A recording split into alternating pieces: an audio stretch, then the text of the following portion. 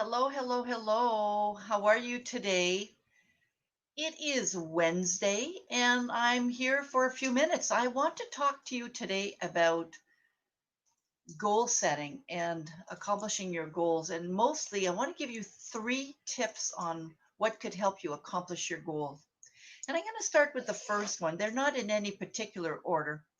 Before I get going, I want to introduce myself. My name is Linda. I'm your Back in the Groove Again coach, and I'm broadcasting on Facebook and YouTube, my two of my YouTube channels. So the first tip is to reward yourself. And I'm not talking about necessarily a huge reward. I'm just talking about the concept of rewarding yourself. And I'm going to give you an idea, an example as well, I should say. In a few minutes, I'm going to be going out for a walk. And because I've done some work for a good part of the day, the walk will be my reward. And I might reward myself with a cappuccino or a latte as well. I haven't decided that. Hello.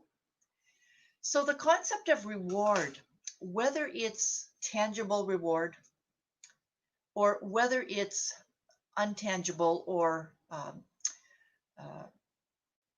what I mean by intangible is you telling yourself that you did a great job, congratulating yourself, feeling proud of your accomplishment. For example, after I've done my work today, I'm going to go for a walk, but I can also say, way to go, you did some good work today. And to be honest, today there was a few things that I wanted to get done, but I decided to look at the one big thing that I want to get done. I divided that up in small chunks. I have a presentation that I need to prepare, and instead of thinking that I was going to do the entire presentation today, I set myself a goal of 10 slides to finish today. And that to me was an accomplishment. I was successful in completing those 10 pages, and I want to celebrate that, and I'm going to reward myself for having completed those 10 pages. So, what is a reward for you?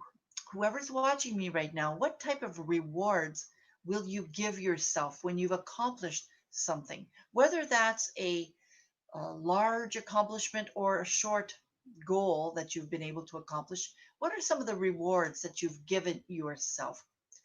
And I'm just going to give you some other examples. Some people, when they lose weight, they will reward themselves by buying a whole new wardrobe, or they'll reward themselves by going on a trip.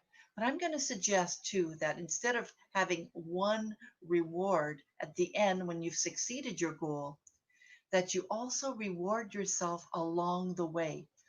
Certain milestones. Like for me today, I made sure that I completed 10 pages, and I'm happy with that. And I'll continue tomorrow. But at the very least, at the end of my 10 pages, I could say, yes, I've done 10 pages today, and I'm also going to be going for a walk. The walk acts as a break, and it also acts as a reward. So, how are you going to reward yourself? That's tip number one. Make sure you reward yourself, and reward yourself often enough so that you can feel a sense of accomplishment as well. The second tip that I'm going to share with you is about being accountable too. Accountability is really important. So you might, if you have a goal you want to set, you might ask a buddy to help you. And the buddy can join the challenge with you. The buddy can go with you to participate in this goal, whatever it is your goal is. But the buddy can also be one person that you will tell after you've accomplished your goal. So, for example, um, I'll give you the example of the walk. Now, today I'm not walking with my friend, but I did yesterday. Today we couldn't connect. But if I was walking with a friend today, I probably would say to her, hey, how about walking today? And she would be, or he would be my accountability partner, so that we're walking together. So finding a buddy can also act as an accountability partner. Or you can also use Facebook or any other platform as an accountability partner as well. What I mean by that is you can put on Facebook, for example, you could say, here's what I want to do today, and I could really use some support. And so I'm going to put it out there. I want to walk 5Ks today. And when you come back from your 5K walk, put down, all right, I've walked my K. Woohoo! I'm happy with that. So putting it on a Facebook feed, what your goal is, what your intention is, the group or the friends that will be seeing your feed can also keep you accountable. And you might even ask them, could you please keep me accountable for this 5K walk that I want to do? Of course, I'm using that as an example.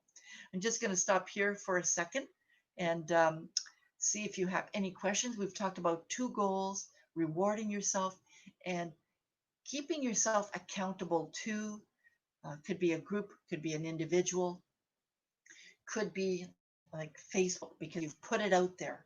You put it out there, and somebody will probably ask you, how did your 5K walk go? As an example, right? And the third and last tip that I want to share is take it easy on yourself. What I mean by that is, um, so I am going to be going for a walk today, but I know it's really cold. And honestly, I don't really feel like going. And that's the truth. I don't feel like going for the walk today.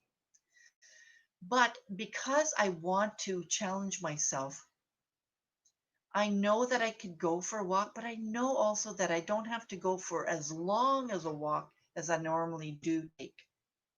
So I might limit myself to walking for half an hour instead of an hour and a half. Or I might set myself a goal of walking so many steps instead of the amount of steps that I normally take. Now, I'm doing this because technically I don't feel like going, but I still want to be able to say I've walked today. And so maybe I don't need to be perfect at accomplishing my goal, but at the very least, work towards that goal and still get a sense of accomplishment. Because for me, the walk is mostly about being active. It's not so much about 10 kilometers or 20 kilometers, it's about being active. So, when you're looking at your goal, yes, it's nice to have an ideal goal.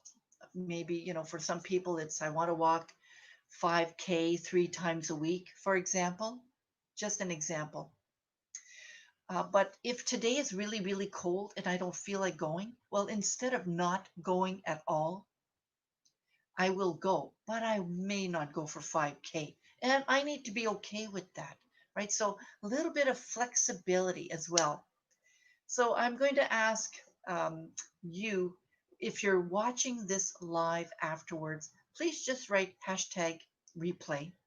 If you're watching it afterwards as well, you might want to write down what some of your goals are, what you are rewarding yourself with, who your accountability partners are, and how you can challenge yourself to work towards that goal, but not be perfect at it. Because I truly do believe that sometimes when we don't meet our expectations, we can easily say, oh, I didn't meet my expectation and really feel bad about it. But as opposed to feeling bad, I'm going to say that celebrate even the fact that you've done it. So maybe I'm not going to walk as far today, and I'm okay with that, right? I am okay with that. And so be okay with doing at least part of what it is you want to do instead of doing zero of what you want to do. So the fact that you've done some of it is much better than doing zero of it. So, for example, if I'm trying to think of another example, if you want to only eat healthier foods for the next few days, and if today you didn't eat a healthy food, you snacked on something that wasn't healthy. I would say it's okay and start again, right? So, at the very least, in this particular case, it's done. I've had something that wasn't healthy. It's okay, and just start again. Just start again, right? So, being gentle with ourselves instead of being hard with ourselves. So, I'm going to recommend that you be gentle with yourself and that you add a little bit of flexibility with your goals as well. Like in my case, I will go, but I'm not going to go as long as what I normally walk, for example. So, those are the three tips that I'm sharing with you today. Tip number one was to reward yourself. No matter how small the accomplishment is, it's worth rewarding yourself, whether it's a giving yourself a high five or whether it's giving yourself a tangible reward. Reward yourself for anything that you've done that is towards your goal. Tip number two was to be accountable to someone, to a group, putting it on Facebook in a sense. I'm just using that as an example. You can also use Facebook as a means to keep yourself accountable. And another way, I'm just going to share this one. Years ago, I started a walking group, and I started it mostly because I wanted to start being more active. So I put it up on the meetup. And then, of course, I noticed that people were joining that meetup. So then I was like, okay, I guess I better get going. I'm now accountable to the group. Now, they didn't know that. They didn't know that I was kind of accountable to them. That was just my way of challenging myself, right? And of course, the last tip was to uh, congratulate yourself for doing what you're doing, and also cut yourself some slack. So if you're not able to meet your goal today, at least meet part of your goal today and be happy with that. Because at the very least, meeting part of your goal is better than not meeting your goal at all. All right. So this is Linda G. Robert, your Back in the Groove Again coach, with those three tips. And if you are wanting to ignite your groove, join my 30-day Ignite Your Groove boot camp. It is all about setting yourself a goal for the next 30 days, nothing complicated. It's about getting support.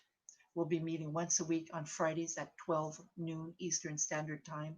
I've already created a Facebook group for the Ignite Your Groove 30-day boot camp.